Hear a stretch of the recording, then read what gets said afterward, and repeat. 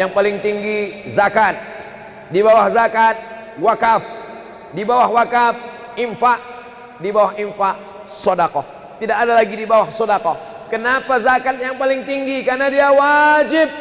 Wajib yang paling tinggi, skala prioritas.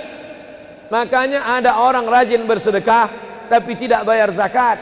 Ini orang jahil. Rajin bersedekah tapi tidak pernah bayar zakat. Ini orang tidak betul. Tapi lebih agak betul sedikitlah daripada berzakat pun tidak, bersedekah pun tidak. Oleh sebab itu skala prioritas yang paling tinggi dulu zakat. Setelah zakat wakaf. Setelah wakaf infak. Wakaf tanah. Siapa dulu yang mewakafkan tanah Masjid Agung Sidrap, mengalir pahalanya ke makam mereka. Dari sejak kita berkumpul tadi, salat subuh, salat doa, sampai jam ini, sampai nanti salat Jumat, mengalir ke makam mereka yang mewakafkan tanah. Mesti ada 4 rukun wakaf. Orang yang berwakaf, orang yang menerima wakaf, tanah yang diwakafkan, ada ijab dan kabul. Didaftarkan ke kantor urusan agama, ada formulirnya, namanya akta ikrar wakaf.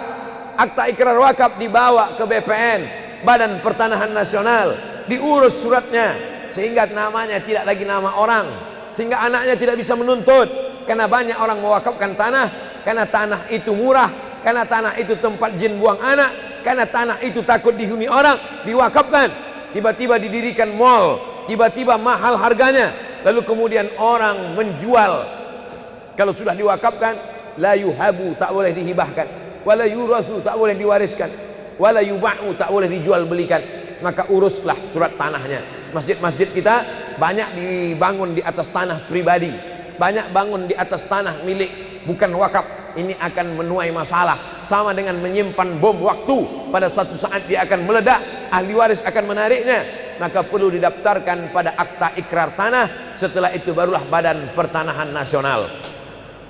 Infak, infak ini mesti benda. Infak semen, infak uang, infak lampu, infak kipas angin, infak AC. Infak bisa hilang, bisa habis. Wakaf tidak boleh hilang. Tanah masjid tak boleh hilang. Kalau hilang dia bukan wakaf. Infak benda tapi bisa hilang.